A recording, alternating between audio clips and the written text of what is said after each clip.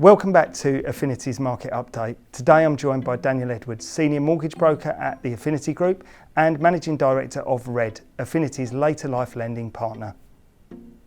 Hi Dan, how you doing? Good, thanks. Good.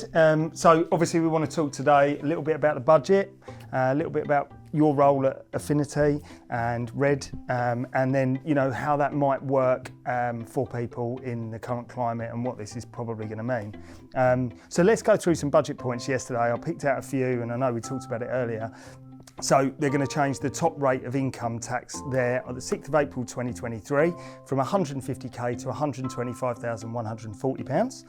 They're also going to change the dividend tax. I know the nil rate reduces from £2,000 to £1,000 from the same date.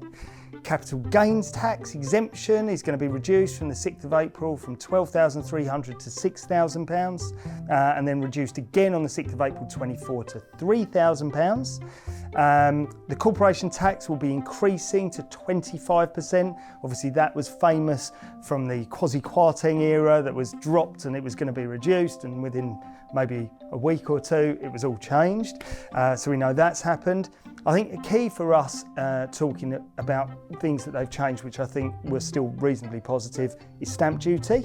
Obviously, I know that the nil rate band had moved from 125,000 to 250, and then for first-time buyers who were buying below 625,000, that had been moved from 300 to 425.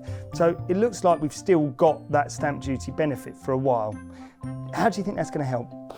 I think it will still help. It's obviously geared more towards first-time buyers now, which is brilliant. I think the last stamp duty cut was more geared towards existing buyers.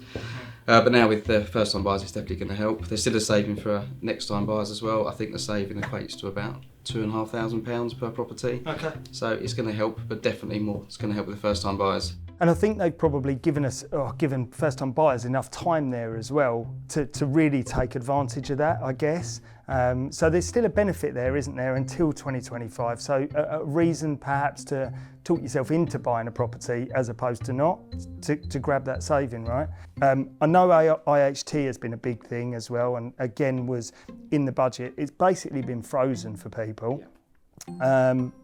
The nil rate band of 325 frozen until 2026, with the resident nil rate band allowing an extra 175 grand if you pass that on to a direct descendant, so wife, kids, you get that extra 175,000, and that's been frozen until April 2028. So I think that's good news. How would that affect things in the equity release world for you? It will help, certainly. A lot of people do use equity release for inheritance tax planning as such. Okay. Obviously you need to speak to a tax advisor when you're doing that, but it will certainly help.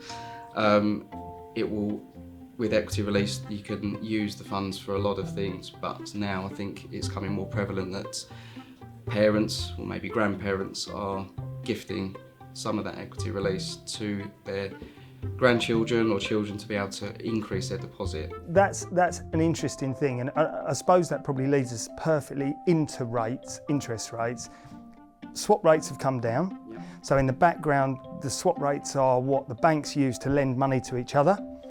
We've been excitedly hearing that swap rates are coming down into the threes now on some of the money.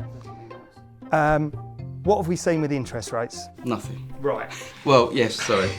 That was a dig at the banks. We have seen the initial spike. They had a knee-jerk reaction. It went crazy.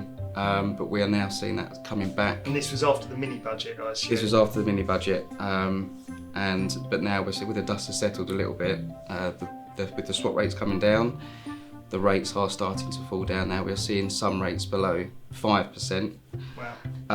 Still needing a big deposit. Okay. Looking at 25 to 40% deposit, but it's showing signs of coming back. Okay. Which is great news, right? And possibly where that equity release piece can work for people, if parents or grandparents are sitting on funds, and especially with that inheritance tax banding, that could be a good way of a first-time buyer couple who are going to get tax savings for buying. of jumping back into that market? So could it be less scary, I suppose, for certain individuals? Yeah, no, it will definitely give more options. Clients can now release some funds to give to their children. There's the saving there on inheritance tax. Obviously, there's certain things you need to be careful of within that, which we can help with. And I know you mentioned that tax advice is important. We would urge anybody, if they're in that situation, who might be listening today, to go and seek tax advice if they were looking to take anything like that on. It would definitely go without saying.